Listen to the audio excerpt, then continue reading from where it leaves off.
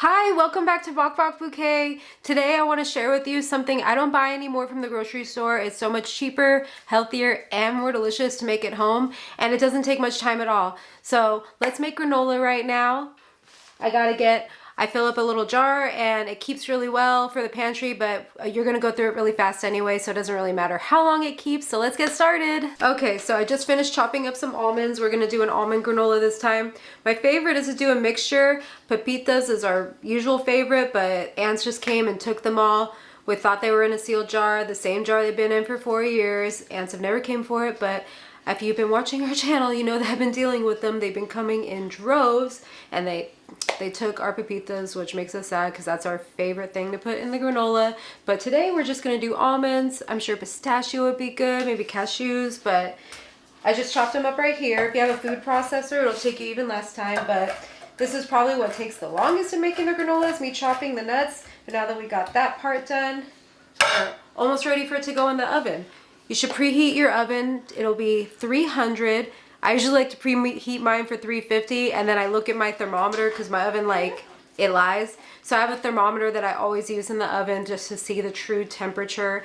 So I'll usually put it at 350, and then when it reaches the temperature of 300, then I'll lower it to about 310, and it usually keeps up that actual thing of 300. So tip, always use the thermometer, an external thermometer. Never trust your oven. They lie. When you're baking, sometimes it really matters. Maybe not some other recipes, but especially if we use sourdough and bread, you need to have a thermometer in your oven because the oven lies. Don't ever trust your oven. And then I'm actually going to go over to my mom's house and use her oven because our oven just broke. So we've been only able to use our stovetop. So Ricardo's working on fixing it. We ordered a new igniter. We installed it. That wasn't what's wrong with it. So we're still trying to troubleshoot what's wrong with it. Maybe we're going to go on Facebook Marketplace and get a new to us oven, which is how we got this one. We got it for $100 on Facebook and we're obsessed. We love this stovetop, this oven. It's been my baby for a year, and so I'd rather get it repaired than find another one. We're gonna add 2 cups of oatmeal. Those almonds we just got chopped up.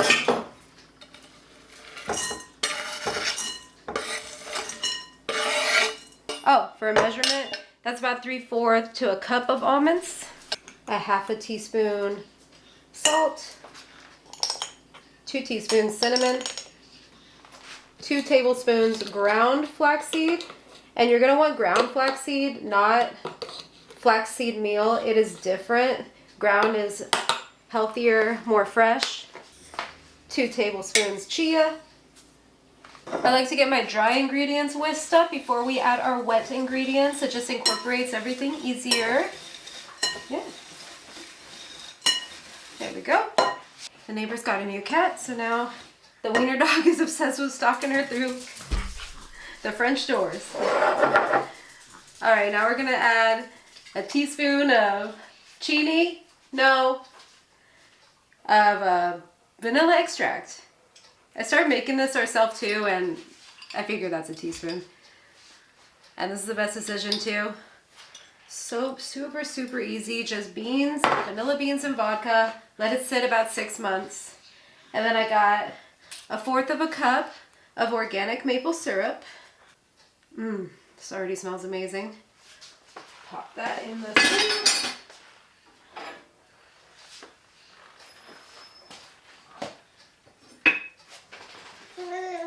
And I usually set the jar of coconut oil on the oven while it's preheating to kind of melt, but I had to go ahead and melt it in a pot right now. 1/4 a cup of coconut oil, and then that's it. Let's whisk this until it's incorporated. We're gonna mix this up and get it fully incorporated. And maybe this is actually the part that takes the longest. None of this takes any time at all, but this part right here, get it all together. I'm loving my brand new, not new, just found it at the Salvation Army, Pyrex clear bowl.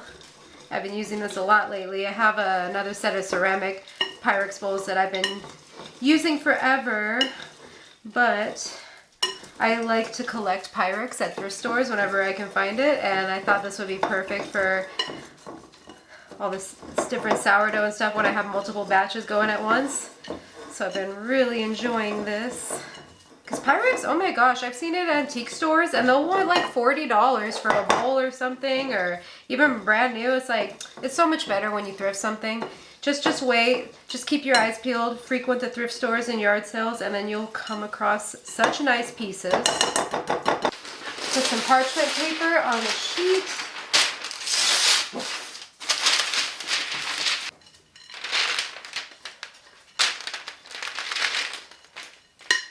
Here we go.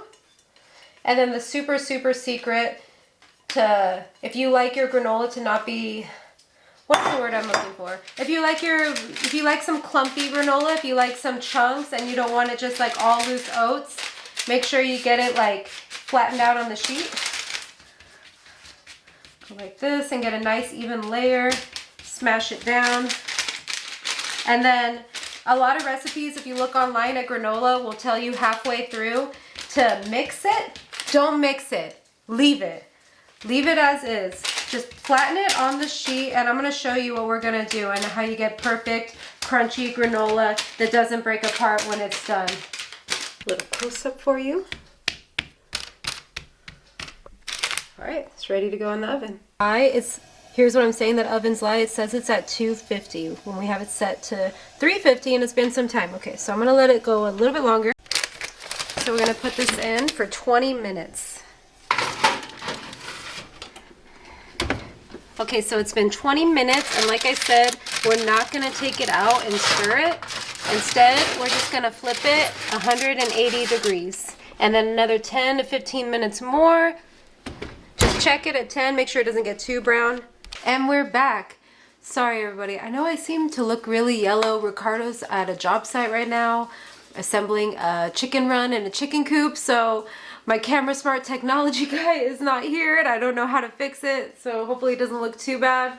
But I let this cool for about, let's see, I think it's been longer than 45 minutes. It's probably been about an hour, but just once it's completely cooled off, then you can finally store it, because when you fully let it cool off, it can harden into clumps. If you want like that clump texture, that's how you're gonna do it. Let it completely cool. So I'm just gonna put this away. Let's see. Got those nice clumpy textures. So don't stir if you want these clumps. If you like everything broken up, you can break it up. And then I'm going to put it in one of these jars because this is fully ant proof. Otherwise, they'll love this with the maple syrup. It's going. And we're actually flying to Mexico tomorrow because Ricardo's grandmother fell, so we're going to go visit her. She hurt her shoulder, but while we're there, Ricardo's going to get more treatment. If you saw our last video, our New Year's Eve video, we gave you a little down on what's been happening with us. Ricardo hasn't been well, so he's going to get some more physical therapy while we're there. So it's about 4 p.m. right now. Me and the little guy, we got to get ready. Got to go finish packing, get all the last minute things for the trip ready. Get the chickens ready. So we got a busy evening ahead of us, and I want to thank you so much for joining me today while I made the granola. If you try this recipe, let me know down in the comments. If you like this video, please give it a thumbs up. Thanks so much for joining me. I'll see you next time. Bye.